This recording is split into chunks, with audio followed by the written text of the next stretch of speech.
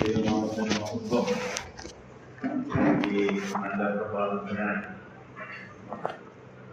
ഈ നല്ല മീറ്റിംഗിനായി ഞാൻ ദൈവത്തെ സ്തുതിക്കുന്നു.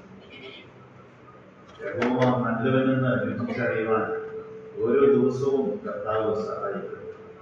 നമ്മുടെ കർത്താവ് എത്ര വലിയവനാണ്. പ്രിയ മോൻ യോനാഥാൻ വായിച്ചതുപോലെ നാം അവന്റെ ജനമാണ്, അവന്റെ കൈക്കിലെ ആടുകളാണ്. അവൻ നമ്മുടെ ഇടയനാണ്, നമ്മുടെ പിതാവാണ്, നമ്മുടെ ദൈവമാണ്. നാം പാടിയതുപോലെ നമ്മുടെ ആശ്രയം നമ്മുടെ കർത്താവിലാണ്. അതുകൊണ്ട് കർത്താവിനോട് വളരെ അടുത്ത് ജീവിക്കാൻ നമ്മെ കർത്താവ് സഹായിക്കണം. കഴിഞ്ഞ ദിവസം ജിപ്സമോളും കുഞ്ഞും UK നിന്ന് വന്നപ്പോൾ ഞങ്ങൾ എയർപോർട്ടിൽ പോയി. ഞാനും ജെന്നിയും റിസീവ് ചെയ്യുന്നത് ആദ്യമായിട്ടാണ് ഷോർട്ട്മാന്റെ കുഞ്ഞിനെ കാണുന്നത്. അപ്പോൾ ഞാൻ ആ എയർപോർട്ടിൽ ആ വാതിൽക്കൽ നിൽക്കുമ്പോൾ വളരെ ആകാംക്ഷയോടെയാണ് നിൽക്കുന്നത്. കുഞ്ഞിനെ ആദ്യമായിട്ടാണ് കാണുന്നത്. 4 മാസമായി, മോന്റെ കുഞ്ഞാണ്. ഞാനപ്പോൾ അവിടെ നിന്ന് ഓർക്കുകയാണ്, ഈ കർത്താവിന്റെ വരവിന് വേണ്ടി എന്തുമാത്രം ആകാംക്ഷയോടെ നമ്മൾ ഇരിക്കേണ്ടതാണ്. അത് നമ്മുടെ എന്തോരം ഉണ്ടെന്ന് ഞാൻ അവിടെ നിന്ന് ചിന്തിച്ചു പോയി. ഈ കുഞ്ഞ് ഇങ്ങനെ വന്നപ്പോ ഞാൻ വാരി എന്ന് എടുത്തു. അവരെ കൊണ്ട് കടന്നില്ല. അപ്പോഴത്തേനും എനിക്ക് തിരക്കായി. കൊച്ചിനെ കേട്ടപ്പോ അപ്പന്റെ അപ്പനുണ്ട്. ഷോൺമോനെ ഞാൻ എടുത്തിട്ട് ഇവിടെ ഇരുന്നിട്ട് സ്തോത്രം ചെയ്യാറുണ്ട്. അപ്പോൾ വളരെ സന്തോഷമായി. അവരിപ്പോൾ ക്ഷേമത്തോടെ അവരുടെ പപ്പയും മമ്മിയും 4 പേർക്ക് യാത്രയിൽ വന്നവരവിടെയുണ്ട്. ഷോൺമോൻ വന്നിട്ടില്ല, ലീവില്ല, ജോലിയാണ്. ദൈവം വളരെ അത്ഭുതകരമായി UK അവരെ നടത്തുന്നു. കൊച്ചുമോൻ വിൻസ്റ്റൺ കാനഡയിൽ ക്ഷേമമായിരിക്കുന്നു. അവരെല്ലാം അതാത് സഭകളിൽ കർത്താവിനെ ആരാധിച്ച് മഹത്വപ്പെടുത്തുന്നു. ജയിലും വന്നിരുന്നു. മോളും കുഞ്ഞുങ്ങളും ഒരുമിച്ച് ഒരുക്കുന്നത് ചില ദിവസങ്ങൾ ഉണ്ടായിരുന്നു. ഇപ്പോൾ മോളും കുഞ്ഞുങ്ങളും ഇവിടെ ഉണ്ട്. സ്കൂളിൽ പോകുന്നു. ജയിലും ബഹറിലും സുഖമായിരിക്കുന്നു. അങ്ങനെ ദൈവം ഞങ്ങളെല്ലാവരെയും അത്ഭുതകരമായി കാക്കുന്നു. എന്നെയും ജെന്നിയും ദൈവം കാക്കുന്നു. പലപ്പോഴും കർത്താവ് നടത്തുന്ന വഴികൾ വളരെ അത്ഭുതകരമാണ്. അതുകൊണ്ട് തന്നെ വളരെ സന്തോഷത്തോടെയാണ് ഞാൻ ഇവിടെ എത്തുന്നത്. ഈ സ്ഥലം സഭയെ ഓർത്ത് ഞാൻ ദൈവത്തെ സ്തുതിക്കുന്നു. ഇവിടെയുള്ള മൂപ്പന്മാരായ ദൈവദാസന്മാർ, ഞാൻ വളരെ സ്നേഹിക്കുന്ന ബഹുമാനിക്കുന്ന ദൈവദാസന്മാരാണ്. ആന്റണിച്ചേട്ടനായാലും എം പി ഗോളിച്ചായനായാലും ജോണിച്ചേട്ടനായാലും സണ്ണിച്ചേട്ടനായാലും നേരത്തെ മുമ്പനായിരുന്ന ബഹുമാനപ്പെട്ട തമ്മിച്ചേട്ടനുണ്ട്. അദ്ദേഹം ഫിലദൽഫിയ പോയ അവിടുത്തെ അംഗങ്ങളാണ്. നിങ്ങളെല്ലാവരെയും ഓർത്ത് ഞാൻ ദൈവത്തെ സ്തുതിക്കുന്നു. ഇവിടുത്തെ ഡീക്കൻസ് വളരെ അധ്വാനിക്കുന്ന സഹോദരന്മാരാണ്. Doctor Roland, doctor VP Vince, അവരൊക്കെ സഭയ്ക്ക് വേണ്ടി അധ്വാനിക്കുന്നു. പരസ്യത്തിൽ വരുന്ന സഹോദരന്മാർ വളരെ ഉത്സാഹത്തിലാണ് നമ്മുടെ രാജ്യസഭയിലൊക്കെ പ്രസംഗിക്കുന്നത്. ജോഷി അതിന് നേതൃത്വം കൊടുക്കും. വരുന്ന സഹോദരന്മാരെ വളരെ ഉത്സാഹമുള്ളവരാണ്. ആ നെൽശ്ശേരി വീട്ടിലെ ആ മോനൊക്കെ വരുമ്പോൾ എനിക്ക് വളരെ സന്തോഷമാണ്. ഇന്ന് യോനാഥാൻ കൊച്ചു മോൻ ആ സങ്കീർത്തനം വായിച്ചപ്പോൾ എനിക്ക് വളരെ സന്തോഷം തോന്നി. ഇവിടെ അനേക കുഞ്ഞുങ്ങളുണ്ട് ഈ സഭയിൽ ജനിച്ചു വളർന്നവരാണ്. ഇവിടെ രക്ഷിക്കപ്പെട്ട സ്നാനപ്പെട്ടതാണ്. നിങ്ങൾ സ്തോത്രം ചെയ്യണം. നിങ്ങൾ ഇവിടെ വന്ന് സങ്കീർത്തനം വായിക്കും. എത്ര നല്ലതാണ്, എത്ര അനുഗ്രഹമാണ്.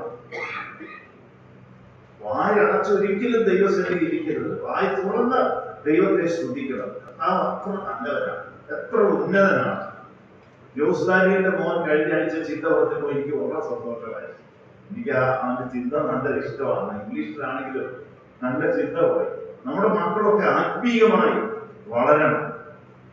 ദൈവം അനുഗ്രഹിക്കട്ടെ. പീറ്റർ സി ചാക്കോസവരുടെ കർത്താവ് കൊടുത്ത വലിയ വിടുതലിനായി ദൈവത്തെ സ്തുതിക്കുന്നു, എന്നും പ്രാർത്ഥിക്കുന്നു. പ്രിയ മറിയാമ്മേച്ചി, അവരൊക്കെ കർത്താവ് ആരോഗ്യം കൊടുത്ത്, ഷെറി, അതുപോലെ പലരും രോഗത്താൽ പ്രയാസം അനുഭവിക്കും. കുഞ്ഞുമോൻ സാറിന്റെ ഭാര്യ സഹോദരി ഷെറി നല്ലൊരു സഹോദരിയാണ്.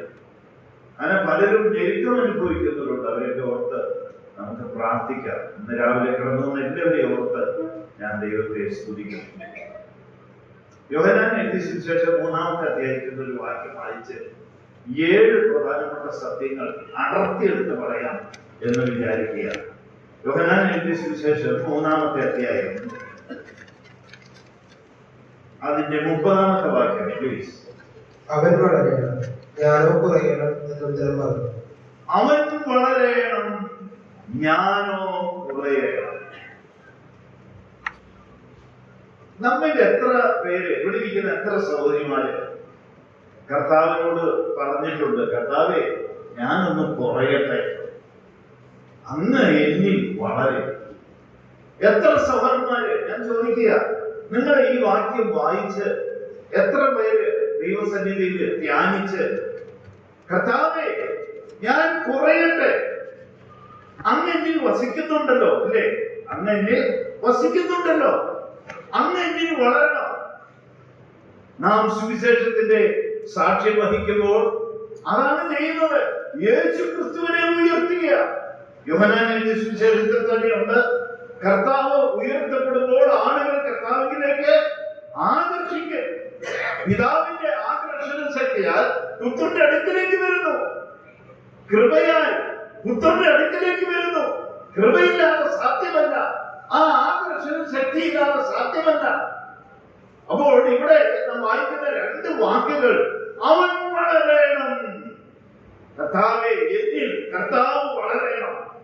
എന്റെ ശുശ്രൂഷ മൂലം, എന്റെ വേല മൂലം, എന്റെ ജീവിതം മൂലം, എന്റെ മക്കൾ മൂലം, എന്റെ കുടുംബജീവിതം മൂലം, എല്ലാ തലത്തിലും എല്ലാ മേഖലയിലും ആത്മീയമായി ദൈവികമായി അവൻ വളരണം. ഒരിക്കൽ പോലും എന്റെ ജീവിതത്തിലോ നമ്മുടെ ജീവിതത്തിലോ അവൻ കുറഞ്ഞു പോകാൻ ഇടയാകരുത്. ഒരിക്കലും കർത്താവ് കുറഞ്ഞിട്ട് ഞാൻ മുകളിൽ പോകാൻ ഇടയാകരുത്. യോഹന്നാനെ അവര് കൊല്ലാൻ ശ്രമിച്ചു. യോഹന്നാനെ പത്മോസ് ദ്വീപിലേക്ക് നാട് കടത്തി. അതിന് മുൻപാണല്ലോ തളച്ച എണ്ണയിലൊക്കെ ഇട്ട് കൊല്ലാൻ ശ്രമിച്ചത്. യോഹന്നാൻ കഴിച്ചില്ല. അവസാനം നാട് കടത്തി. അവിടെ ചെന്നപ്പോൾ അവിടെ ആരുമില്ല, മരുഭൂമി, കല്ലും മണ്ണും മണലും മാത്രം, ഒന്നുമില്ലാത്ത സ്ഥലം, ആരുമില്ലാത്ത സ്ഥലം. കർത്താവായ യേശു ക്രിസ്തുവിന്റെ മാറിൽ ചാരിയ ആ യോഹന്നാൻ ഇപ്പോൾ ഏകനായി കർത്താവ് മൂലം, ഇത് പറഞ്ഞാണ്, ഇത് എഴുതിയാണ്, ദൈവത്തിന്റെ ആത്മാവ് എഴുതിച്ചയാളാണ് യോഹന്നാൻ. ഇപ്പോഴെവിടെയാ? പത്മോസ് ദ്വീപിൽ കൊടുത്തു കർത്താവ്. എന്താ? 66 പുസ്തകത്തിലെ പുതിയ നിയമത്തിലെ അവസാന പുസ്തകമായ പ്രവചന പുസ്തകമായ സ്വർഗത്തെ കുറിച്ചുള്ള മനോഹരമായ കാഴ്ച ആരെ കാണിച്ചു? ദൈവത്തിന്റെ മഹത്വവും യേശു ക്രിസ്തുവിന്റെ മഹത്വവും ഒപ്പം സ്വർഗത്തിൽ നടക്കുന്ന ആരാധനകളും ഒട്ടേറെ കാര്യങ്ങൾ യോഹന്നാന് ദൈവം അവിടെ വെച്ച് വെളിപ്പെടുത്തി കൊടുത്തു.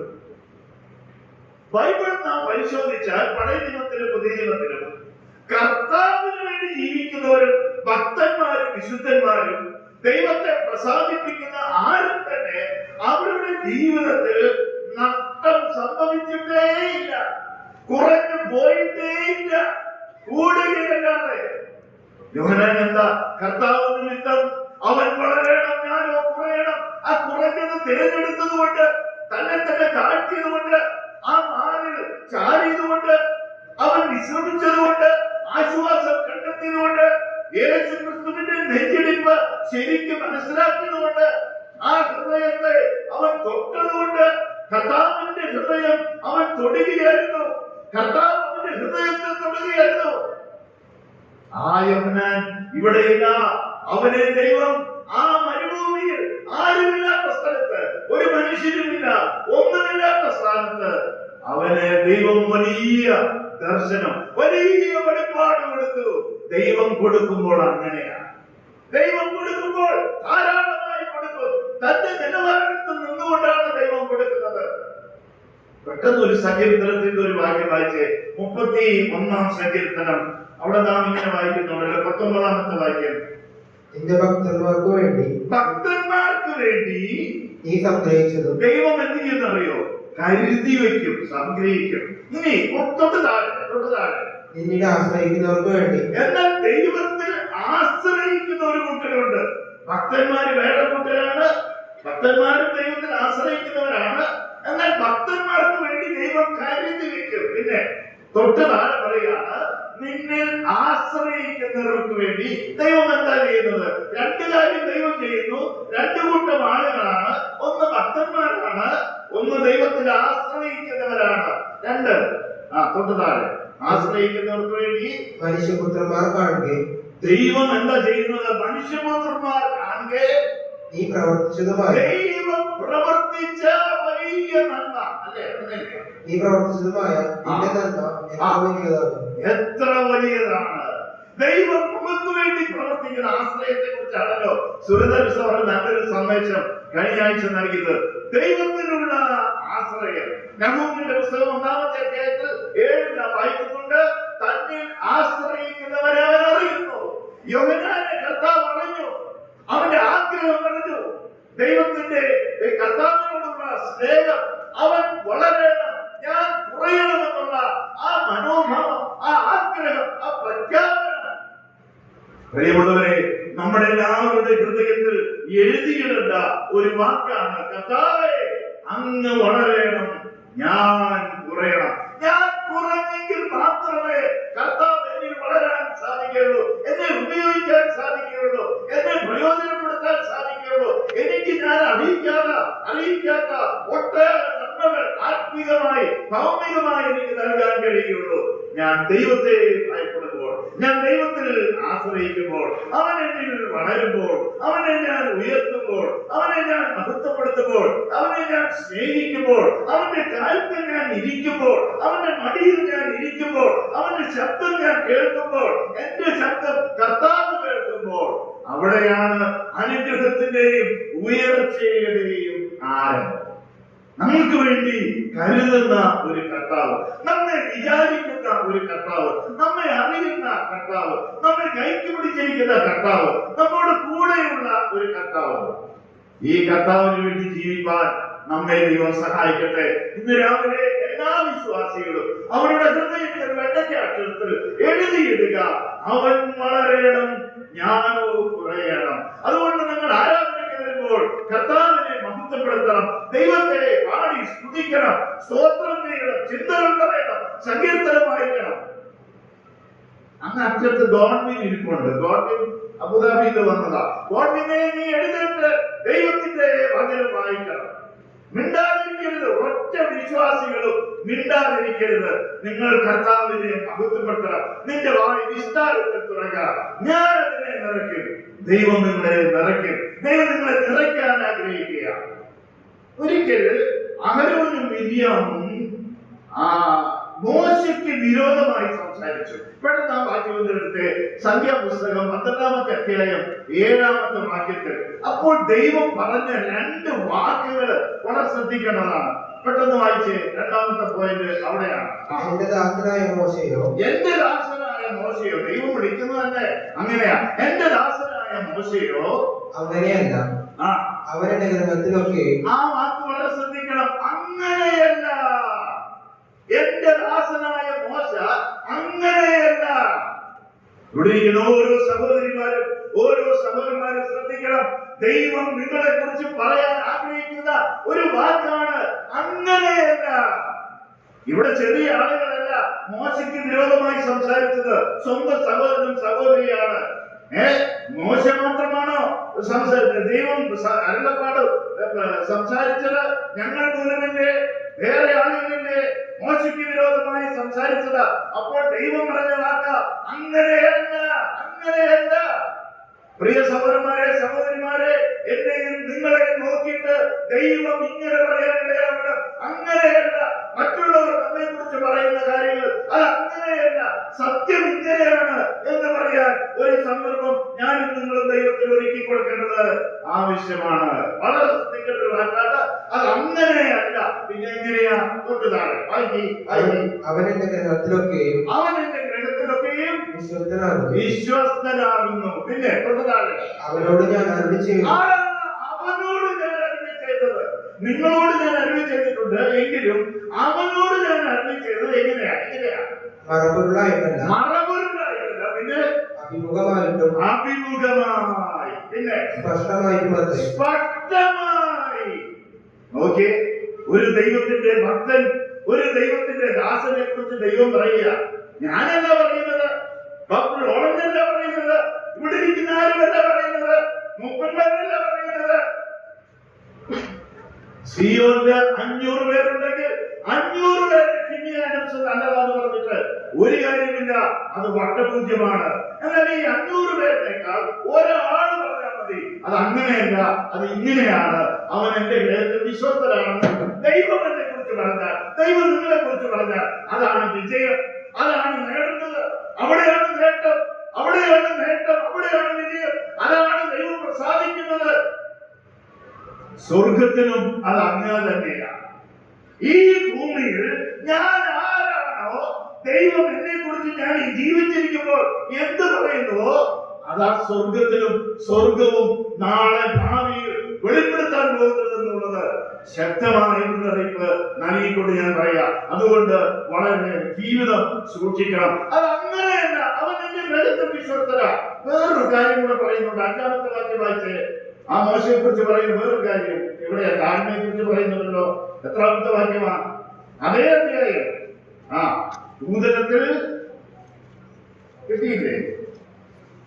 എത്രാമത്തെ വാക്യമാണ്? 1 മുതൽ താഴോട്ട് നോക്കിയാൽ അറിയാം. 3-ാമത്തെ വാക്യം. മോശ എന്ന പുരുഷനോ ഭൂതലത്തിലുള്ള നോക്കിയ വാക്ക് നോക്കണം. ഭൂതലത്തിലുള്ള ദൈവം അങ്ങ് നോക്കുമ്പോൾ ഭൂമിയിൽ സകല മനുഷ്യരിലും ആരാ? അതിസൗമ്യന. ഇതെവിടെ കിട്ടി? ഇത്രയും താഴ്ന്ന എവിടെ കിട്ടിയത്? യേശു ക്രിസ്തുവാണ് ഏറ്റവും തന്നെ താഴ്ത്തിയത്. തിരുമേലേഖനത്തിലുണ്ട്. അതുകൊണ്ട് ദൈവം അവനെ ഏറ്റവും ഉയർത്തി. ഈ താഴ്മ എവിടെ കിട്ടിയത്? 40 പകലും പലവട്ടം വെള്ളവും ആഹാരം കഴിക്കാതെ ദൈവത്തിന്റെ കാൽക്കലിരുന്ന് ദൈവത്തിന് വചനം പ്രാപിച്ചപ്പോൾ, ദൈവത്തിന്റെ ശബ്ദം കേട്ടപ്പോൾ അവന് മനസ്സിലായി അവനാരാ? അവനൊന്നുമില്ല. തന്നെ താഴ്ത്താനുള്ള ആ കൃപ അവന് ലഭിച്ചു. അതാണ് അവൻ വളരണം, ഞാനോ കുറയണം. ചേർത്തൊരു വാക്യം വായിക്കാമോ? 33-ാമത്തെ അധ്യായം. ഈ പുറപ്പാട് പുസ്തകം 33-ാമത്തെ അധ്യായത്തിൽ എന്റെ ഓർമ്മ ശരിയാണെങ്കിൽ 11-ാമത്തെ വാക്യം ഒന്ന് വായിച്ചേ. ഒരുത്തൻ തന്റെ സ്നേഹിതനോട് സംസാരിക്കുന്നത് പോലെ യഹോവ മോശയോട്.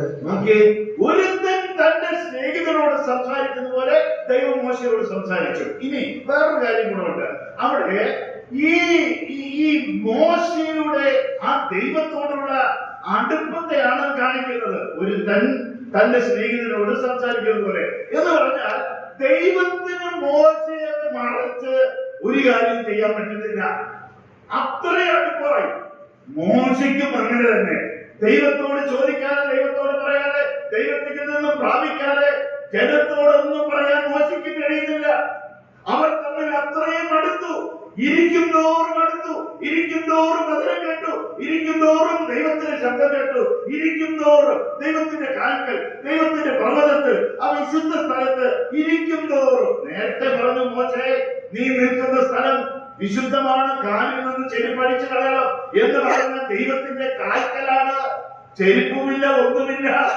അവനോട് ഇരിക്കുകയാണ് 40 പകലും 40 രാവും. അപ്പോൾ ദൈവം സംസാരിച്ച് വളരെ അടുത്തപ്പോൾ പറയാണ്, ഒരുത്തൻ തന്റെ സ്നേഹിതനോട് സംസാരിക്കുന്നത് പോലെയായി. ഇനി ഞാൻ 33-ന്റെ വളരെ രസമുള്ള ഒരു വാക്യമുണ്ട്. അതിന്റെ താഴത്തെ വാക്യത്തില് ഞാൻ പറയാം. ഒരു മിനിറ്റ്. 33-ാമത്തെ അധ്യായം എന്നെ വളരെ സ്ട്രൈക്ക് ചെയ്തൊരു വാക്യം അവിടെ നാം വായിക്കുന്നത്. അതിന്റെ 17-ാമത്തെ വാക്യം വായിച്ചപോലെ യഹോവ മോശയോട് നീ പറഞ്ഞ ഈ വാക്കുപോലെ ഞാൻ ചെയ്യും. ദൈവം ഒരു മനുഷ്യന്റെ വാക്ക് കേട്ടനുസരിച്ച ആ ദിവസം അതിന് മുൻപും പിൻപും ഉണ്ടായിട്ടില്ല. അതെവിടെയാ പറയുന്നത്? യോശുവയുടെ പുസ്തകത്തിലാണ്. നമുക്ക് എല്ലാവർക്കും അറിയാം അല്ലേ? ദൈവം ഒരു മനുഷ്യന്റെ വാക്ക് കേട്ടനുസരിച്ചിട്ടാ പറയുന്നത്. ഇവിടെ മോശയോട് ദൈവം പറയാ, നീ പറഞ്ഞതുപോലെ ഞാൻ ചെയ്യും. എന്നിട്ട് വേറൊരു കാര്യം കൂടെ പറഞ്ഞു, എനിക്ക് നിന്നോട് കൃപ തോന്നി. ഇന്ന് കൃപയില്ല അനേകർക്ക്. ദുഃഖത്തോടെ പറയാ, ഭാരത്തോടെ പറയുക. കർത്താവിനോടുള്ള സ്നേഹം ഒത്തിരി കുറഞ്ഞു. വിശ്വാസികൾ കർത്താവിനോടുള്ള ആ അടുപ്പം വളരെ കുറഞ്ഞു. 91 സങ്കീർത്തനം എടുക്കണ്ട, അതിന്റെ 14 വാക്യത്തിൽ എന്താ പറയുന്നത് അറിയോ? അവൻ എന്നോട് പറ്റിയിരിക്കുക, ഞാൻ അവനെ വിടുവിക്കുന്നു. പറ്റിയിരുന്നെങ്കിലല്ലേ വിടുവിക്കാൻ പറ്റത്തുള്ളൂ, പറ്റിയിരുന്നെങ്കിലല്ലേ സംസാരിക്കാൻ പറ്റുള്ളൂ, പറ്റിയിരുന്നെങ്കിലല്ലേ കൃപ കിട്ടുള്ളൂ, ദൈവശബ്ദം കേൾക്കുകയുള്ളൂ, ദൈവശബ്ദം കേട്ടെങ്കിലല്ലേ വചനം ധ്യാനിച്ചെങ്കിലല്ലേ കൃപ കിട്ടുകയുള്ളൂ. 112 സങ്കീർത്തനത്തിൽ ഇങ്ങനൊരു വാക്യമുണ്ട്, കൃപ തോന്നി വായ്പ കൊടുക്കുന്നവൻ ശുഭമായിരിക്കും. അപ്പൊ കൊടുക്കാൻ എന്ത് വേണം? കൊടുക്കാൻ എന്ത് വേണം? കൃപ വേണം. കൃപയുണ്ടെങ്കിൽ കൊടുക്കും. കൊടുത്താൽ അതിന്റെ അർത്ഥം എന്താ? അതിന്റെ അർത്ഥം എന്താ? കൃപ ഉണ്ട്. ഇത് രണ്ട് കണക്കട. മറിയോട് ദൂതൻ പറഞ്ഞു, കൃപ ലഭിച്ചവളെ നിനക്ക് വന്ദനം, നിനക്ക് ദൈവം നിന്റെ കൂടെയുണ്ട്. രണ്ട് കാര്യം പറഞ്ഞു. കൃപ ലഭിച്ചവളെ നിനക്ക് വന്ദനം, നീ ഒരു കുഞ്ഞിനെ പ്രസവിക്കുമെന്ന് മാത്രമല്ല ദൈവം നിന്റെ കൂടെയുണ്ട്. സഹോദരിമാരെ, എന്തുമാത്രം കൃപ നിങ്ങൾക്ക് കിട്ടിയിട്ടുണ്ട്, നിങ്ങൾ അനുഭവിക്കുന്നുണ്ട്? എത്രമാത്രം അടുപ്പത്തിലാണ് നിങ്ങൾ കർത്താവിനോടുള്ള അടുപ്പത്തിലാണ് നിങ്ങൾ ജീവിക്കുന്നത്? സഹോദരന്മാരെ, ഞാൻ എന്നെ തന്നെ പരിശോധിക്കണം. തിന്നി ആരംഭിച്ച് പരിശോധിക്കണം. വേറൊരാൾക്ക് സാധ്യമല്ല. കൃപ തോന്നണം. എനിക്ക് മറ്റുള്ളവരോട് കൃപ തോന്നണം. കർത്താവിന് എന്നോട് കൃപ തോന്നും. കൃപ തോന്നി ഞാൻ നിന്നോട് പറയാം, നീ പറഞ്ഞതുപോലെ ഞാൻ ചെയ്യുമെന്ന് പറയാം. ഇതാണ് എനിക്കും നിങ്ങൾക്ക് ആവശ്യം. ഇതാണ് ദൈവത്തോട് ഞാനും നിങ്ങളും വളരെ അടുത്ത് ജീവിക്കുന്നു എന്നുള്ളതിന്റെ ഒരു തെളിവ്. അടുത്ത വാക്യം, ദൈവം പറഞ്ഞ ഒരു വാക്ക് അടർത്തിയെടുക്കാന്ന് വിചാരിക്കുക. 22 ജനസിസ് ചാപ്റ്റർ 22 വരിക. അതിന്റെ 22 അധ്യായത്തില് ദൈവത്തിന്റെ ഹൃദയം ഇവിടെ അങ്ങോട്ട് നിറഞ്ഞു. ദൈവത്തിന്റെ ഹൃദയം നിറഞ്ഞിട്ട് ബാലന്റെയും കൈവയ്ക്കരുതെന്നൊക്കെ പറഞ്ഞതാ. അതെല്ലാം കഴിഞ്ഞിട്ട് വീണ്ടും ദൈവം പറയുകയാണ്. 18 വാക്യം, നീ എന്റെ വാക്ക് അനുസരിച്ചതുകൊണ്ട് നിന്റെ സന്തതി മുഖാന്തരം ഭൂമിയിലുള്ള സകല ജാതികളും അനുഗ്രഹിക്കപ്പെടും എന്ന് ഞാൻ എന്നെ കൊണ്ട് തന്നെ സത്യം ചെയ്തിരിക്കുന്നു എന്ന് യഹോവ അരുളിച്ചെയ്യുന്നു. 2 വാക്കാണ് അവിടെ. ഒന്ന്, ഞാൻ എന്നെ കൊണ്ട് തന്നെ സത്യം ചെയ്യുന്നു. ഇനി ഇതിന് മേലെ ഒന്നുമില്ല. എന്താ കാരണം? നീ ഒറ്റ കാരണം. ഇസാക്കിനെ യാഗം അർപ്പിക്കാൻ പറഞ്ഞപ്പോൾ യാഗം അർപ്പിച്ചു. അതാണ് കാരണം. നീ എന്റെ വാക്കനുസരിച്ചതുകൊണ്ട് ഞാൻ എന്നെ കൊണ്ട് തന്നെ സത്യം ചെയ്യുക. ഇവിടെ നമ്മിൽ എത്ര പേരോട് കർത്താവ് സത്യം ചെയ്തിട്ടുണ്ട്? ഏതെങ്കിലും ഒരു കാര്യത്തിൽ ദൈവം നമ്മോട് അടുത്ത് പ്രവർത്തിച്ച ഏതെങ്കിലും ഒരു കാര്യമുണ്ടോ? ഏതെങ്കിലും ഒരു അനുഭവമുണ്ടോ? നമ്മുടെ പ്രാർത്ഥന കേട്ട് ഉത്തരം നൽകി, അയ്യോ എന്തോ ഒരു അത്ഭുതമാണ് എന്ന് ഭാര്യയോട് പറഞ്ഞിട്ടുണ്ടോ? ഭാര്യ ഭർത്താവിനോട് പറഞ്ഞിട്ടുണ്ടോ? മക്കളോട് പറഞ്ഞിട്ടുണ്ടോ? ഇന്ന അനുഭവം എനിക്കുണ്ടായി, ദൈവം വലിയ ചെയ്തു, ദൈവം വലിയ കരുണ കാണിച്ചു, ദൈവം വലിയ വിടുതൽ നൽകി. 107 സങ്കീർത്തനത്തിൽ 5 പ്രാവശ്യം പറഞ്ഞിട്ടുണ്ട്. ഡോക്ടർ ഹോളൻ നിന്ന് വായിച്ചതാ. അവർ തങ്ങളുടെ കഷ്ടതയിൽ ദൈവത്തോട് നിലവിളിക്കുക. അവർ നിലവിളിച്ചത് മുഴുവൻ കഷ്ടതയില്ല, നല്ല കാലത്തല്ല, പ്രയാസത്തിൽ, പ്രതികൂല സാഹചര്യത്തിൽ, അനുകൂല സാഹചര്യമല്ലായിരുന്നു. ദൈവം മനസ്സിലുള്ള ദൈവം അവിടെ പ്രവർത്തിക്കുകയായിരുന്നു, അവരെ വിടിവിക്കുകയായിരുന്നു. എന്നെയും നിങ്ങളെയും വിടിവിക്കുവാൻ, നമ്മെ യഥാസ്ഥാനപ്പെടുത്തുവാൻ, നമ്മെ നമുക്ക് ബലം തരുവാൻ, നമ്മെ താങ്ങുവാൻ, നമ്മെ ദൈവത്തോട് കുറെ അടുപ്പിക്കുവാൻ ദൈവം ആഗ്രഹിക്കുക. ഇവിടെ പറയാ, നീ എന്റെ വാക്ക് അനുസരിച്ചതുകൊണ്ട് ഞാൻ എന്ത് ചെയ്യും? നിന്നെ അനുഗ്രഹിക്കുമെന്ന് മാത്രമല്ല, ഭൂമിയിലുള്ള സകല ജാതികൾ നീ കാരണം അനുഗ്രഹിക്കപ്പെടും എന്ന് പറയുകയാണ്. ഞാൻ എന്നെ കൊണ്ട് തന്നെ സത്യം ചെയ്യുന്നു. അതിന്റെ 17 വാക്യത്തില് വളരെ രസമുള്ള ഒരു കാര്യമുണ്ട്. അതിന്റെ 17 അധ്യായത്തില് 1 വാക്യത്തിൽ നാം ഇങ്ങനെ വായിക്കുന്നു. വായിച്ചേ. അബ്രാമിന് 99 വയസ്സായപ്പോൾ യഹോവ അബ്രാമിന് പ്രത്യക്ഷനായി അവനോട്, ഞാൻ സർവശക്തിയുള്ള ദൈവമാകുന്നു, നീ എന്റെ മുൻപാകെ നടന്ന നിഷ്കളങ്കനായിരിക്ക. എന്നെ കേൾക്കുന്ന സഹോദരിമാരെ, സഹോദരന്മാരെ, ദൈവം മുൻപാകെ ഞാനും നിങ്ങൾ നടക്കണം. മനുഷ്യരുടെ മുൻപാകെയല്ല. മനുഷ്യരെന്നെ കാണുന്നു, മൂപ്പന്മാരെന്നെ കാണുന്നു, സുശേഷന്മാരെന്നെ കാണുന്നു. ആ ഒരു ചിന്തയിലല്ല, ദൈവത്തിന്റെ മുൻപാകെ. ദൈവം അതാണ് നോക്കുന്നത്. ആര് എന്റെ മുൻപാകെ എന്തൊക്കെ ചെയ്യും, എങ്ങനെ കൊടുക്കും, എങ്ങനെ പ്രാർത്ഥിക്കും, എങ്ങനെ ധ്യാനിക്കും, എങ്ങനെ മുടങ്ങാതെ യോഗത്തിന് പോകും, എങ്ങനെ പരിശോധനത്തിന് പോകും, എങ്ങനെ എന്റെ കാര്യങ്ങളിൽ അവർ എന്തുമാത്രം ഉത്സാഹമുള്ളവരാണ്. 40-ാമത്തെ അധ്യായത്തില് യിരെമ്യാവിൽ പറയുന്നുണ്ട്, ദൈവത്തിന്റെ പ്രവൃത്തി ഉദാസീനതയോടെ ചെയ്യുന്നവൻ ബാക്കിയെന്ന് പറഞ്ഞു. ഞാൻ പറയുന്നില്ല, ഒരിക്കലും അത് വരരുത് കേട്ടോ. കർത്താവിന്റെ കാര്യം നോക്കുക സഹോദരിമാരെ. കർത്താവ് നിങ്ങളുടെ കാര്യം നോക്കും. കർത്താവ് നിങ്ങളുടെ ഹൃദയം അറിയും. കർത്താവ് നിങ്ങളുടെ കണ്ണുനീര് കാണും. ദൈവം നിങ്ങളെ ആശ്വസിപ്പിക്കും. ദൈവം നിങ്ങളെ സ്പർശിക്കും. ദൈവം നിങ്ങളെ തൊടും. അവനോട് പറ്റിയിരിക്കുക. ദൈവത്തിന്റെ മുൻപാകെ, മനുഷ്യരുടെ മുൻപാകെയല്ല, ദൈവത്തിന്റെ മുൻപാകെ. പിന്നെ ആരും എങ്ങനെയിരിക്കുന്നു? ദൈവത്തിന്റെ മുൻപാകെ നിങ്ങൾ ഓരോരുത്തരും എങ്ങനെയിരിക്കുന്നു? ദൈവം നോക്കുമ്പോൾ, ദൈവം കാണുമ്പോൾ. അതുകൊണ്ട് എബ്രായ ലേഖനത്തിൽ പറഞ്ഞിരിക്കുന്ന ഒരു വാക്ക് വായിക്കാം. 11-ാമത്തെ അധ്യായം, എബ്രായ ലേഖനം 11-ാമത്തെ അധ്യായം. അവിടെ ദൈവാത്മാവ് ഈ അബ്രഹാമിന്റെ കാര്യം പറയുമ്പോൾ എന്താ പറഞ്ഞതെന്ന് നോക്കി. 11-ാമത്തെ അധ്യായത്തിലേക്ക് വരാം. അവിടെ 19-ാമത്തെ വാക്യം തോന്നുന്നു. അവിടെ നാം ഇങ്ങനെ വായിക്കുന്നു, തന്നെ ഏകജാതനെ അർപ്പിച്ചു, മരിച്ചവരുടെ ഇടയിൽ നിന്ന് ഉയർപ്പിപ്പാൻ ദൈവം ശക്തനെന്നുകയും. മരിച്ചവരുടെ ഇടയിൽ നിന്ന് ഉയർപ്പിപ്പാൻ ദൈവം ശക്തൻ എണ്ണുകയും അവരുടെ ഇടയിൽ നിന്ന് അടുത്ത വാക്ക് എഴുന്നേറ്റവനെ പോലെ അവരുടെ ഇടയിൽ നിന്ന് തിരികെ ലഭിച്ചു. ഓക്കെ, ദൈവം കണ്ടത് യാഗം അർപ്പിച്ചതായിട്ടാണ്. അത്തിയെടുത്തേ ഉള്ളൂ, പക്ഷെ തിരികെ കിട്ടി. തിരികെ കിട്ടി. 3 വാക്ക് വളരെ ശ്രദ്ധിക്കണം എല്ലാ വിശ്വാസികളും. 1, ഞാനും നിങ്ങളും ആത്മീകമായി നഷ്ടപ്പെട്ടത് തിരിച്ചു പിടിക്കാൻ ശ്രമിക്കുന്നവരായിരിക്കണം. 2, മുൻകാലങ്ങൾ, മുൻ സമയങ്ങൾ, നഷ്ടപ്പെടുത്തിയ സമയം, അതും തിരിച്ചു പിടിക്കുന്നവരായിരിക്കണം. പിന്നെ മുന്നോട്ട് പോകരുത്. നഷ്ടപ്പെടുത്തി മുന്നോട്ട് പോകുകയല്ല. പിന്നെ എന്ത് ചെയ്യണം? തിരിച്ചു പിടിക്കണം. അതുകൊണ്ടാണ് 85-ാം സങ്കീർത്തനത്തിൽ നിന്റെ ജനം നിന്നിൽ ആനന്ദിക്കേണ്ടതിന് പിന്നെ തൊട്ട് താഴെ എന്താ പറയുന്നത്? നീ ഞങ്ങളെ വിളിക്കുന്ന വിശ്വാസികളെ എന്ത് ചെയ്യും? വീണ്ടും ജീവിക്കും. നിന്റെ ജനം നിന്നിൽ ആനന്ദിക്കണം. ഇവിടെ ഇരിക്കുന്ന ഓരോ വിശ്വാസികളും കർത്താവിൽ ആനന്ദിക്കുന്നവരായിരിക്കണം. ഞാൻ എഴുതി തരാം. കർത്താവിൽ ആനന്ദിക്കുന്ന ദൈവമക്കളാണ് ഇവിടെ ഇരിക്കുന്ന ഭൂരിഭാഗം സഹോദരന്മാരെങ്കിൽ സ്തോത്രം ഇതിന്റെ ഇരട്ടിയാകും. കാരണം എന്താ? ഉള്ളിൽ കപ്പല, ഉള്ളിൽ ആഗ്രഹമ, ഉള്ളിൽ ദാഹമ, ഉള്ളിൽ വാഞ്ചയ. ആ നീർത്തോടുകളിലേക്ക് ചെല്ലുവാൻ കാക്ഷിക്കുന്നത് പോലെ ദൈവമേ എന്റെ ആത്മാവ് നിന്നോട് ചെയ്യുവാൻ ഒരു ആഗ്രഹം വേണം, ഒരു ഭാരം വേണം, മുന്നേറണം, സ്റ്റെപ്പ് എടുക്കണം. ഈ ദൈവം ഇത് കഴിഞ്ഞിട്ട് ഈ ഇയ്യോബിനെ പറ്റി സാത്താനോട് പറഞ്ഞൊരു കാര്യം ഒന്ന് പെട്ടെന്ന് എടുത്ത്.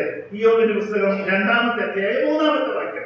ദൈവം നേരിട്ട് സാത്താനോട് പറഞ്ഞൊരു വാക്കാണ് അവിടെ നാം കാണുന്നത്. അതൊന്ന് വായിക്കാം. യഹോവ സാത്താനോട് എന്റെ ദാസനായ ഇയ്യോബിന്റെ മേൽ നീ ദൃഷ്ടി വെച്ചു, അവനെ പോലെ നിഷ്കളങ്കനും നേരുള്ളവനും ദൈവഭക്തനും ദോഷമിട്ടാവുന്നവനും ഭൂമിയിൽ ആരുമില്ലല്ലോ. അവൻ തന്റെ ഭക്തി മുറുകെ പിടിച്ചുകൊണ്ടിരിക്കുന്നു. വെറുതെ അവനെ നശിപ്പിക്കേണ്ടത്. ആ വാക്കാണ് വേണ്ടത്. ആ വാക്കാണ് ശ്രദ്ധിക്കുന്നത്. മുകളിലുള്ളതെല്ലാം ശ്രദ്ധിക്കണം. പക്ഷെ താക്കോൽ വാചകമല്ല. അവിടെ പറയാണ്, നീ എന്നെ വെറുതെ സമ്മതിപ്പിച്ചു. എന്ത് സമ്മതിപ്പിച്ചു? ഈ മക്കളെ കൊല്ലാൻ. സാത്താനോട് ദൈവം പറയാ, 10 മക്കളെ കൊല്ലാൻ, അവനെ ചോറി പിടിപ്പിക്കാൻ, അവനുള്ളതെല്ലാം നശിപ്പിക്കാൻ, അവന്റെ സ്വന്തം മകളെല്ലാം നശിപ്പിക്കാൻ, അവനെ മട്ടപൂജമാക്കാൻ സാത്താൻ ചെയ്ത പണിയാണ്. അതുകൊണ്ടാണ് പത്രോസിന്റെ ലേഖനത്തിനാന്ന് തോന്നുന്നു, പിശാചിന് ഇടം കൊടുക്കരുത് അല്ലേ? പിശാചിന് എന്ത് ചെയ്യരുത്? ഇവിടെ ഇരിക്കുന്ന ആരെങ്കിലും പിശാചിന് ഇടം കൊടുക്കുന്നവരായിട്ടുണ്ടോ? രക്ഷിക്കപ്പെടാത്ത ആരെങ്കിലും ഉണ്ടോ? നിങ്ങൾ പിശാചിന് ഇടം കൊടുക്കുക. സ്നാനപ്പെടാത്ത ആരെങ്കിലും ഉണ്ടോ? നിങ്ങൾ പിശാചിന് ഇടം കൊടുക്കുക. പാപത്തിൽ ജീവിക്കുന്ന ആരെങ്കിലും ഉണ്ടോ? പച്ചയ്ക്ക് പറയാൻ പറ്റില്ലല്ലോ. പുതിയോട് ഇന്ന് അനേക വിശ്വാസികൾ വളരെ മോശമായി ജീവിക്കുക. പിശാചിന് ഇടം കൊടുക്കുക. പിശാചിന് ഇടപെടുത്ത ഇതൊന്നും പിടിച്ചടക്കാൻ നിങ്ങൾക്ക് സാധിക്കുകയില്ല. പാപഭംഗിതമായ ഒരു ഹൃദയവുമായി മുന്നോട്ട് പോയാൽ സാധ്യമല്ല.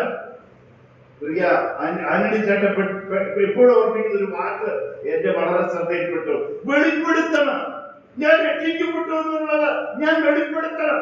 ഞാൻ സ്നാനപ്പെട്ടു, ഞാൻ ഒരു വിശ്വാസിയാ, ഞാൻ കർത്താവിനെ സ്നേഹിക്കുന്നവനാ. വെളിപ്പെടുത്ത്.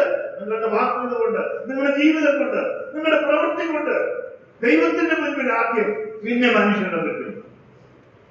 ഇവിടെ ദൈവം സാത്താനോട് പറയാ, അവൻ ഭക്തനാ, അവൻ നീതിമാനാ, അവൻ നേരുള്ളവനാണ്. നീ അവന്റെ മേൽ ദൃഷ്ടി വെച്ചു. അവൻ ദോഷമൊന്നും ചെയ്തിട്ടില്ല, ഒരു ദോഷവും ചെയ്യാതെ. ഞാനൊരു കാര്യം പറയട്ടെ, ദൈവ ചെയ്ത് മറ്റുള്ളവർക്ക് ദോഷം ചെയ്യാതെ നിന്റെ നാവിനെയും. പിന്നെ അപ്പൊ ആദ്യം ദോഷം എവിടെ വരുന്നത്? നാവ. ദോഷം ചെയ്യാതെ നിന്റെ നാവിനെയും, പിന്നെ വ്യാജം പറയാതെ അതരത്തെയും കാത്തുകൊള്ളുക. നാവും അതരും ഒക്കെ കാക്കണം. അങ്ങനെ അവിടെ നിന്ന് ആരംഭിക്കണം. പിന്നെ ദോഷം വിട്ടകന്ന് ഗുണം ചെയ്യുക. അല്ലേ? അങ്ങനെയല്ലേ? ഞാൻ തെറ്റാണോ? ദോഷം വിട്ട് അകലെയും വേണം, ഗുണം ചെയ്യുന്നു. ഞാൻ ഒരാൾക്ക് ദോഷം ചെയ്താൽ അത് എന്റെ തലയിൽ തന്നെ ഇന്നല്ലെങ്കിൽ നാളെ ഉറപ്പ്. എഴുതി തന്നെ. ഞാൻ പറയുന്നല്ല, ബൈബിൾ പറയുന്നത്. ദോഷം ചെയ്യരുത് കേട്ടോ. ഇന്ന് ഞാൻ ഒരാൾക്ക് ദോഷം ചെയ്യും, അതേ ദോഷം, ഏത് ദോഷം ഞാൻ ചെയ്തോ അതേ ദോഷം എന്നെ തിരിച്ചു. ഉറപ്പ്. ഈ കഴിവുമരം ഉണ്ടാക്കാൻ ഓർഡർ കൊടുത്ത ആരാ? ആർക്കെതിരാ? ഭക്തനായ എന്താ അദ്ദേഹത്തിന്റെ പേര്? മോർദെഖായി. ഭക്തനായ മോർദെഖായി. പാവം. അത് ആർക്കും ദോഷം ചെയ്തിട്ടില്ല. ആകെ കൂടി ഒരു കാര്യം ചെയ്തു. ഈ ഹാമാൻ ശരിയല്ലെന്ന് മനസ്സിലാക്കിയില്ല, മുട്ടുമടക്കില്ല, അത്രേ ഉള്ളൂ. അവിടെ ആ എസ്തറിന്റെ പുസ്തകം അത് വായിക്കുന്നത് നല്ല രസമാണ്. ഈ ഹാമാൻ ഹൃദയത്തിൽ ചിന്തിച്ചത് എന്താണെന്നറിയോ? ഇവനെയോ ഇവന്റെ കുടുംബത്തെ മാത്രം നശിപ്പിച്ചാൽ പോരാ, പിന്നെ ആരെ കൂടെ നശിപ്പിക്കണം? യഹൂദജനത്തെ മുഴുവനും. അയ്യോ, ദൈവത്തിന്റെ സഭയാ, ദൈവത്തിന്റെ ജനവാ. ഇസ്രായേലിന്റെ അടിമത്തത്തിൽ നിന്ന് ദൈവം വിളിച്ചു കൊണ്ടുവന്നതാ. അവരെ മുഴുവനും കൊന്നൊടുക്കണം. അവന്റെ തീരുമാനമാണ്. അതിന് എന്ത് വില കൊടുക്കാനും അവൻ തയ്യാറായി. കഴിവുമരവും ഉണ്ടായി. എസ്തറിന്റെ പുസ്തകത്തിൽ പറയുന്നത്, അന്ന് രാത്രി രാജാവിന്റെ ഉറക്കം ആര് തടഞ്ഞു? ദൈവം തടഞ്ഞു. ഒരു കാര്യം ഓർത്തിരിക്കണം വിശ്വാസികളെ, നിങ്ങൾ വിശ്വാസികളാണെങ്കിൽ, നിങ്ങൾ ദൈവമക്കളാണെങ്കിൽ, രാജാവിനെ പുല്ലുനീക്കിയവനാണ് നമ്മുടെ ദൈവമെന്ന് ഒരിക്കലും മറന്നു കളയും. നെബൂഖദ്നേസർ രാജാവിനെ പുല്ലുനീക്കി. എത്ര താഴ്ന്നവൻ! അവൻ എന്താ പറഞ്ഞത്? ഇത് എന്റെ പകുതിയാണ് ബാബിലോൺ, അല്ലേ? എന്റെ കൊട്ടാരം, എന്റെ രാജ്യം, ഞാൻ എത്ര വലിയവൻ. ആ വാക്ക് വീഴേണ്ട താമസം അടി കൂടെ കിട്ടി. ദൈവത്തിന്റെ അടി മേടിച്ചു വെക്കരുത്, അത് താങ്ങാനാകുകയില്ല. ഞാൻ പറയുന്നില്ല, ബൈബിൾ പറയുന്നു. കഴിവുമരം ഉണ്ടാക്കി അന്ന് രാത്രി ഉറക്കം. അവിടെ ഏറ്റവും രസം, അവന്റെ ഭാര്യയും മക്കളും പറഞ്ഞൊരു വാക്കറിയോ? സമയമില്ലാത്തതുകൊണ്ടാണ്. മൊർദെഖായിയുടെ മുൻപിൽ നീ വീഴുവാൻ തുടങ്ങി. സമയമില്ലാത്തവർ അങ്ങോട്ട് പോകാത്ത, അങ്ങോട്ട് പോയ വിഷയമാണ്. ആ വാക്ക് വളരെ ചിന്തിപ്പിച്ചു. മൊർദെഖായിയുടെ മുൻപിൽ തൂക്കിക്കൊല്ലാൻ രാജാവ് ഓർഡർ കൊടുത്തിട്ടില്ല. അതിന് മുന്നാണ്, തൊട്ടു മുൻപാണ്. മൊർദെഖായിയെ രഥത്തിൽ കയറ്റി ആ ദേശം മുഴുവനും, പട്ടണം മുഴുവനും ചുറ്റി നടന്ന് രാജാവ് സ്നേഹിക്കുന്ന ആൾക്ക് ഇങ്ങനെയൊക്കെ ചെയ്യുന്നു പറഞ്ഞ് പട്ടൊക്കെ ധരിപ്പിച്ച് സ്വർണ്ണമാലയിൽ അണിയിച്ച് ഈ ഹാമാൻ മുൻപിൽ നടന്ന് ഘോഷിക്കാൻ പറഞ്ഞു. രാജാവിനെ രക്ഷിച്ചതാ മരണത്തിൽ നിന്ന്. അതുകൊണ്ട് അപ്പോൾ അന്ന് രാത്രി ഉറക്കം നടന്നു എന്ന് മാത്രമല്ല, അതേ കഴുകുമരത്തിൽ ആര് തൂങ്ങേണ്ടി വന്നു? അതേ കഴുകുമരം, വേറെ കഴുകുമരമല്ല, അതേ കഴുകുമരത്തിൽ ആ ഹാമാൻ തൂങ്ങേണ്ടതായി. നമ്മുടെ ദൈവം എത്ര വലിയവരാണ്. എബ്രായ ലേഖനത്തില് ജോയ് പൗലോസ് എന്നോട് ഒരു പ്രസംഗം കഴിഞ്ഞപ്പോ എന്നോട് പറഞ്ഞു, ടിമിസവർ 5 വാക്യം കൂടെ ഉണ്ട്. അത് എബ്രായ ലേഖനം 12 അവസാനത്തെ വാക്യ. അവിടെ എഴുതിയിരിക്കുന്നത് ഇങ്ങനെയാണ്: നമ്മുടെ ദൈവം ഏതൊരു പ്രസംഗം അവസാനിപ്പിച്ചപ്പോ അത് കൺക്ലൂഡ് ചെയ്തപ്പോ പറഞ്ഞിട്ട് നന്നായിരുന്നു എന്ന് പറഞ്ഞ് ഒരു നല്ല അഭിപ്രായം പറഞ്ഞതാണ്. അവിടെ നാം വായിക്കുന്നത് എന്താണ്? അത് ആവർത്തന പുസ്തകത്തിലുണ്ട്. നമ്മുടെ ദൈവം ദഹിപ്പിക്കുന്ന. ദൈവത്തെ ഭയപ്പെടുക. ഓർത്തിരിക്കണം, ദൈവത്തെ ഭയപ്പെടുക. ദൈവഭയം ഭേദമായി ഞാൻ അങ്ങനെ ചെയ്തില്ല. നെഹെമ്യാവ് പറഞ്ഞതാ. ഈ സ്ഥലത്ത് ദൈവമേ ഭയമില്ല. ആരാ പറഞ്ഞത്? അബ്രഹാം പറഞ്ഞതാ. എല്ലാത്തിനും ഈ സാരമെന്താ? ദൈവത്തെ ഭയപ്പെടുക. 128 സങ്കീർത്തനം കല്യാണത്തിന് മാത്രം വായിച്ച പോലെ പ്രസംഗിക്കുകയും വേണം. ഇവിടുത്തെ ദൈവദാസന്മാര് യഹോവയെ ഭയപ്പെട്ട് അവന്റെ വഴികളിൽ നടക്കുന്ന ഏതൊരു ഭാഗ്യവാൻ. നിങ്ങൾ ഭാഗ്യവാന്മാരായി ജീവിക്കുക, ദരിദ്രരായി ജീവിക്കേണ്ട. ആത്മീയമായി, ദൈവികമായി, ഭൗമികമായി ദൈവം നിങ്ങളെ അനുഗ്രഹിക്കും. ദൈവത്തെ ഭയപ്പെടുക, ദൈവത്തെ ബഹുമാനിക്കുക, ദൈവത്തോട് ചേർന്ന് നടക്കുക, ദൈവവചനം വായിക്കുക, പ്രവർത്തിക്കുക, കരയുക. കരഞ്ഞ എത്ര പേരുണ്ട്? കഴിഞ്ഞ ആഴ്ച എത്ര പേരുണ്ട്? കഴിഞ്ഞ മാസം ഒരു വട്ടമെങ്കിലും കരഞ്ഞ എത്ര പേരുണ്ട്? ദൈവത്തിന് എന്റെ നിങ്ങളുടെ കണ്ണുനീര് കർത്താവിന്റെ കാലിനെ നനയ്ക്കാൻ ഉപയോഗിച്ചില്ലെങ്കിൽ ഒരു പ്രയോജനമില്ല. ഞാൻ നിങ്ങൾ കരഞ്ഞു. ഇവിടെ സാത്താനോട് ദൈവം പറയാൻ, നീ വെറുതെ സമർപ്പിച്ചു.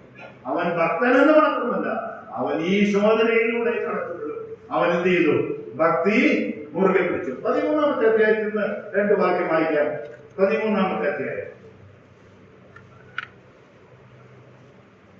ഇത് വളരെ എല്ലാവരും ശ്രദ്ധിക്കുന്ന ഒരു വാക്യമാണ്. 13:9 ആദ്യത്തെ വാക്യം പ്ലീസ്. അവൻ നിങ്ങളെ പരിശോധിച്ചാൽ നന്നായി കാണുമോ? മതിയോ? ദൈവം നമ്മെ പരിശോധിച്ചാൽ നന്നായി കാണുമോ? മനുഷ്യര് പറയും നല്ലതാണ്. ഏത് നല്ലതെന്ന് പറയും? ദൈവം പറയൂ? ദൈവം ആവശ്യമില്ലാതെ ഒരാളെയും പറയില്ല. അവൻ നല്ലവനാണ്. മനുഷ്യനിലുള്ളത്, യോഹന്നാന്റെ സുവിശേഷത്തിലുണ്ട്, മനുഷ്യനിലുള്ളത് തന്നെ അറിയാൻ, കർത്താവിനെ അറിയാൻ മനുഷ്യരുടെ എന്തോ പറയുന്നുണ്ട് അവിടെ. അവരെ സാക്ഷി എനിക്ക് വേണ്ട, അല്ല ആവശ്യമില്ല എന്ന് പറയുന്നുണ്ട് കർത്താവ്. സമയമില്ല അത് തപ്പിയെടുക്കാൻ. നന്നായി നമ്മെ അറിയുന്നവനാണ്.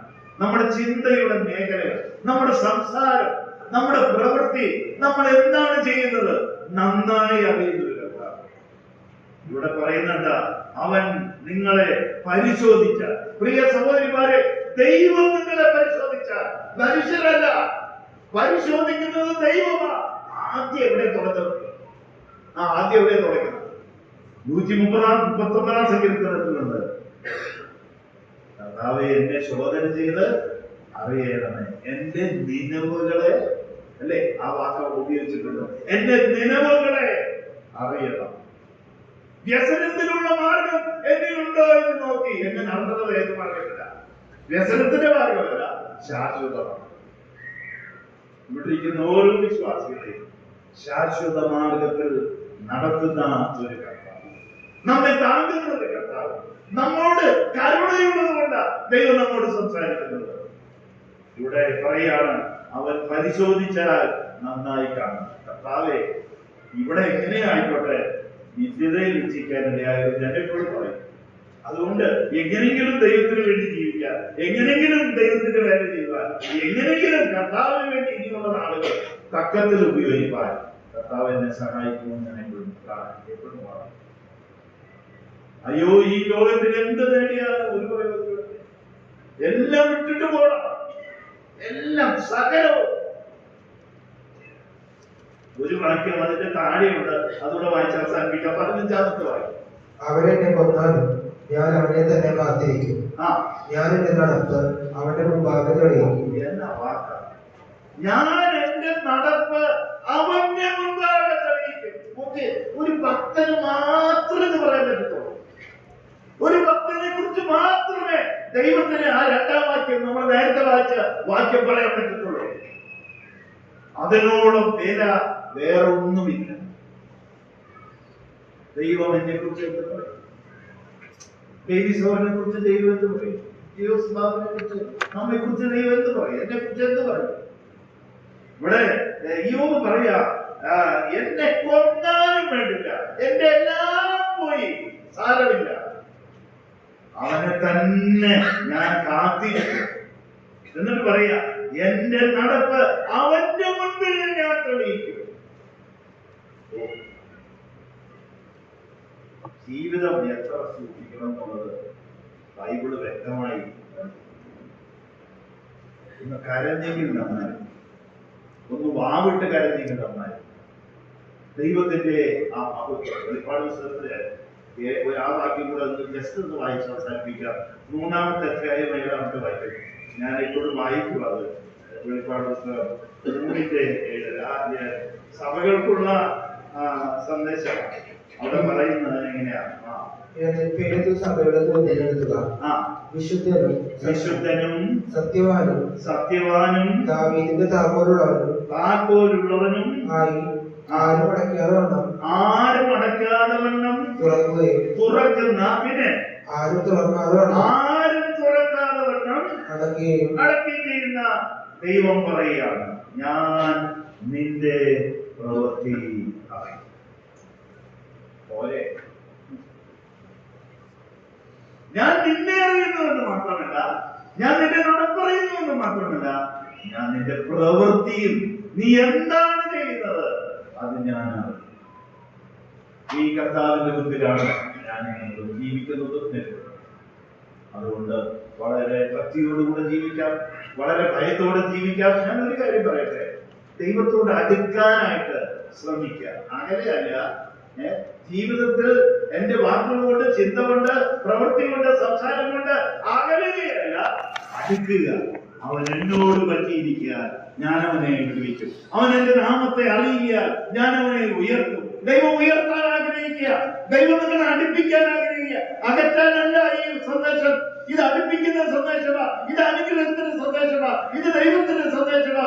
എബ്രായ ലേഖനത്തിൽ പറയുന്നത്, അവർ അധികം നല്ലതിനെ സ്വർഗീയമായതിനെ കാണിച്ചു.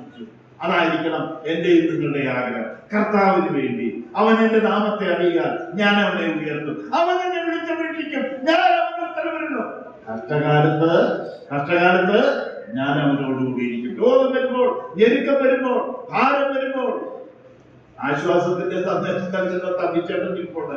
ആശ്വാസം ഏത് സാഹചര്യത്തിലും നമ്മെ ആശ്വസിപ്പിക്കുന്ന, നമ്മെ താങ്ങുന്ന, നമ്മെ വഴി നടത്തുന്ന ഒരു കർത്താവ്, നമ്മെ കൈവിടാത്തവൻ, നല്ലവൻ, വിശ്വസ്തൻ, മാറാത്തവൻ, ഉന്നതൻ, ഉയർന്നിരിക്കുന്നവൻ, ശാശ്വതവാസി, പരിശുദ്ധൻ എന്ന നാമമുള്ള കർത്താവ്. ഈ ദൈവത്തെ സേവിക്കാം, ഈ ദൈവത്തെ ഭയപ്പെടാം, ഈ കർത്താവിന് വേണ്ടി ജീവിക്കാം, ഈ കർത്താവിനോട് ചേർന്ന് നടക്കാം. യേശു താനും അവരോട് ചേർന്ന് നടന്നു. എല്ലാവരും ഹൃദയത്തിൽ എഴുതിയിട്ട്, മക്കളെ ഹൃദയത്തിൽ എഴുതിയിട്ട്, അവൻ വളരണം, ഞാനോ കുറയണം. ദൈവനാമം